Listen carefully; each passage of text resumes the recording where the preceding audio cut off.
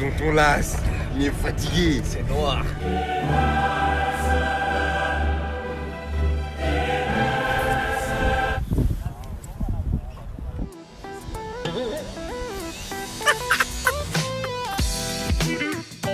Salut à tous, très heureux de vous retrouver dans la quotidienne. Et oui, c'est le jour J, le jour de Real Madrid-Paris Saint-Germain ce soir au Bernabéu. Et vous le voyez, des joueurs parisiens qui sont arrivés hier dans la capitale espagnole, des joueurs visiblement décontractés avant le choc de ce soir.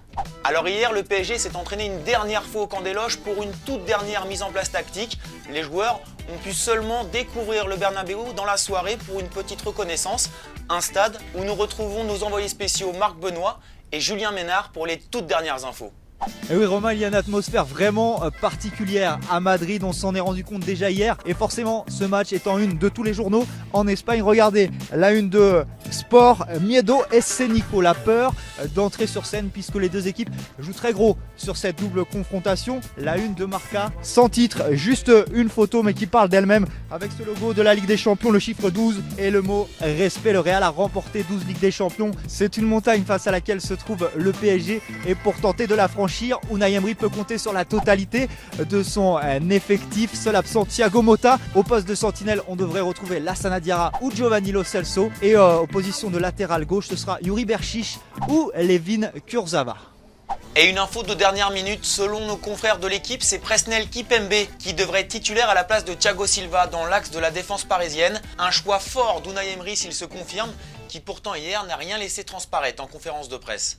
Je suis avec l'envie et avec la motivation de voir un grand PSG, parce que l'équipe a fait un grand travail dans cet chemin. Je crois que nous pouvons affronter avec la confiance.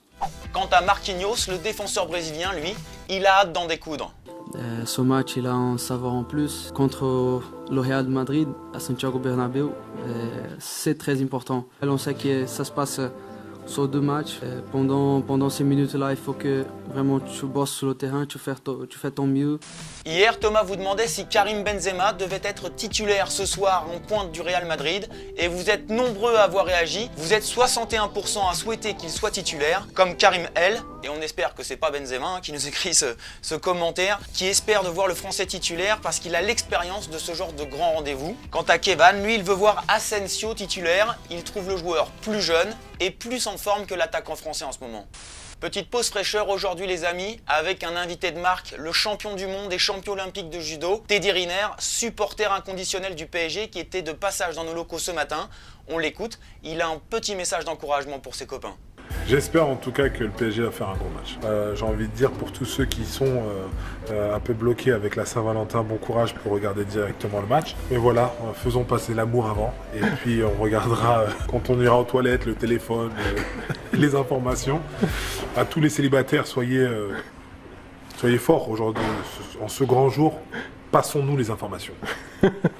Dans les autres rencontres, hier soir, la Juventus a fait match nul 2 buts partout contre Tottenham. Et pourtant, la vieille dame menait 2-0 au bout de 9 minutes de jeu avec un doublé d'Higuaín. Alors c'est la question du jour. Selon vous, qui va se qualifier entre la Juventus de Turin de Gigi Buffon et les Spurs de Tottenham de Harry Kane? Laissez vos avis, vos commentaires. Nous sélectionnerons 2 réponses demain dans la quotidienne. De son côté, Manchester City n'a fait qu'une bouchée du FC Bâle. Victoire 4-0 avec un doublé de Gundogan. C'est bien embarqué pour les hommes de Guardiola. We are almost there in quarterfinals. I'm not saying it's already done because of course football anything happen and respect for Basel, but we make an amazing result, but football is like this. Voilà, c'est la fin de cette quotidienne. Demain, vous avez rendez-vous avec JC Drouet. En attendant, n'hésitez pas à liker, à partager. Et surtout, nous avons une pensée émue à ceux qui fêteront la Saint-Valentin et qui ne pourront pas voir le match. On sait, c'est dur. En attendant, nous, on se quitte en musique avec un beau but venu du Mexique. Ciao les amis.